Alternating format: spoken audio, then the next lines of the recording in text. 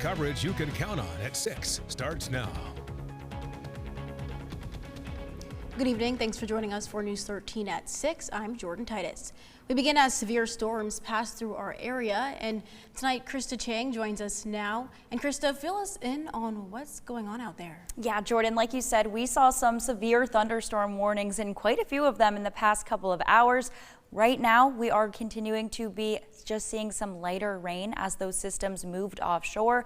You'll notice, though, these little blinking yellow polygons, those are all the severe thunderstorm warnings that we had issued in the past 3 hours. Currently, though, we have no severe thunderstorm warnings, but we do have some lingering light rain across the area. This is a current look at that radar and satellite. Some areas seeing rain, others actually a little bit more dry and seeing nothing entirely at all. But we are all seeing some wind gusts, and it is going to continue to just be a little bit breezy in the next couple of hours before we slowly start to taper off into the rest of the evening hours.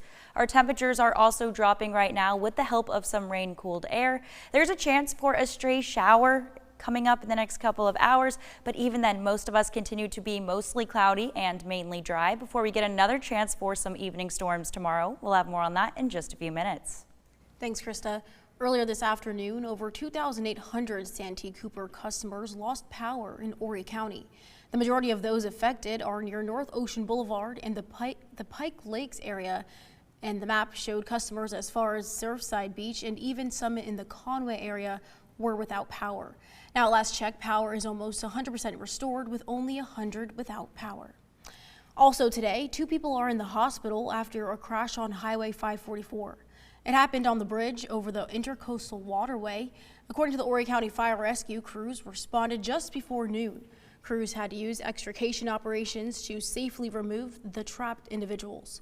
HCFR says 2 people were sent to the hospital, including one with critical injuries. The South Carolina Highway Patrol is investigating. Horry County Fire Rescue crews are helping to battle a large wildfire just across the state line in Brunswick County, North Carolina.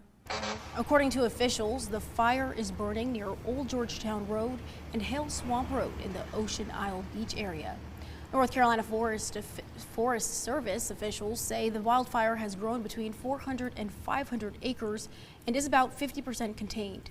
Officials say that due to the extreme heat, dry conditions, and gusty winds, the fire behavior is erratic.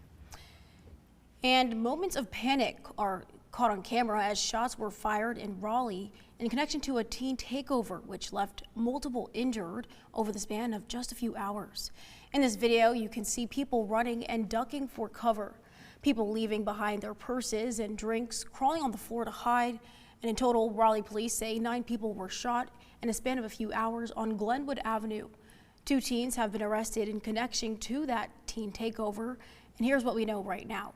16-year-old Justin Brown is facing charges in connection to a shooting in the Brier Creek area during that incident. He's facing several charges, including assault with a deadly weapon with intent to kill. The other teen arrested was also 16 years old, but their name has not been released at this time. And staying in North Carolina, there's been a major overhaul to the state's health plan for retirees and employees. The Board of Trustees approved a 5% premium increase for most members. They also approved a new 3-tier provider network, preferred, access, and non-preferred. UNC Health and Novant Health will be preferred providers, offering the lowest out-of-pocket costs. The word preferred means something. We prefer you go there. We are making it very, very affordable to go there. So while everyone wants to win and no one likes to lose, unfortunately there are going to be winners and losers. And that is based on price, that is based on member disruption, and that is based on quality. He says they're still negotiating with Duke Health and Wake Med. One of them will serve as the access provider. That means members can expect to pay about the same as they do now. And Atrium Health and Granville Health will be non-preferred providers, so members can still use them, but it'll cost a lot more. Now back along the Grand Strand, residents of a Forest Brook neighborhood are stepping up to help fulfill the wish of their neighbor to be able to enjoy the community pool. News 13's Madikata Spotty has more from the residents and their mission. Vietnam veteran and Purple Heart recipient Kermit K2 Gibson was left fully disabled due to service-related complications. Because of this, he is unable to enjoy his community's pool, but his neighbors refuse to let things stay this way. For 31 years, K2 has been a resident of a private neighborhood in Forest Brook and was once able to spend time in the water. But following 2 tours in Vietnam, his time in the service caught up to him, leaving him wheelchair-bound. As of now, his community pool is not handicap accessible. After seeing the need, his neighbors came together, starting a fundraiser to be able to purchase a portable pool lift. K2's neighbor, Jonathan Taylor, says the pool lift is a way to show their appreciation for K2's years of service. We rallied together to make sure we could, try to help him out and give back to him, because he has given so much to the community. Even with his disability, he's been the head coach of the Grand Strand Miracle League for the last 25 years, helping disabled children with his disabilities. And we really think it's time that the community gives back and helps him, and we'd really like to see that happen. Tonight at 11, I'll have more from Taylor and K2 about what it will take to make this dream a reality. In the newsroom, Maddie Cottaspati, News 13. Also new tonight, the Grand Strand Model Railroaders nonprofit celebrated its 40th anniversary of bringing railroad toy fun to the community this morning. Cars from 1936 through 2026 made their way around the model tracks in celebration of 40 years of the beloved hobby. Working on the Grand Strand Model Railroaders Club, Bill Blackburn says it was on this day in 1986 when 6 train lovers came together and formed the club in downtown Myrtle Beach. The club continues on their legacy, now inside the Myrtle Beach Mall. He says each train model is individually crafted by hand, with some models taking over 2,000 man-hours to build. When you start a layout, you start from scratch and you do what they call the bench work, which is what supports your platform or train. And then you go to scenery, you go to buildings, you paint, you construct. I mean, there's just so many different elements to it. And then finally, when it's all done, you get to put a train on the track and run. He says the club now consists of roughly 80 proud club members, adding that not only is the hobby in itself fulfilling, but the joy of seeing those who come in and enjoy it, he says, is what makes the magic of the train pass by that much more special. We get visitors from 9 months old to 90 years old here. And, they all kind of have the same reaction. It's the ooh, ah. Because, we're very proud of what we have. Our folks that come in here, I think, for the most part, have never seen anything like this. Blackburn says the club will be hosting a train show on December 5th and 6th at the North Shore Resort. And FEMA is in Buxton, North Carolina on the Outer Banks in preparation for a beach renourishment project.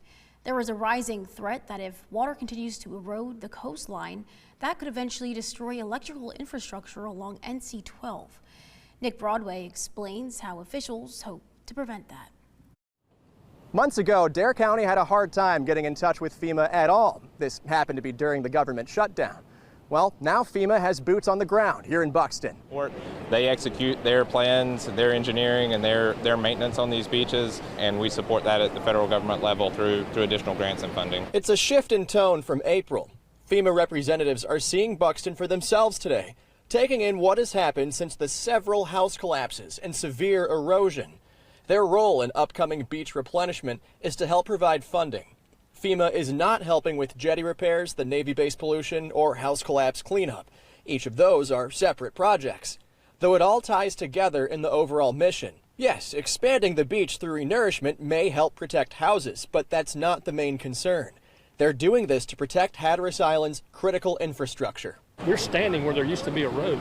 We're standing where there used to be water lines that went to houses. We're standing where there was internet cable. We're standing where everything you take for granted at your house was right here where we're standing, and it's all gone. Well, if we don't do something and we continue to do that, then we'll lose the rest of that road, and we'll lose Highway 12, and then we'll lose access to Park South, and we can't do that. That was Nick Broadway reporting. The county manager says both the beach nourishment project and the separate jetty repair project are supposed to start this August. You're taking a live look over the Myrtle Beach Boardwalk on News 13 at 6. Stay with us. More coverage you can count on. We'll be right back.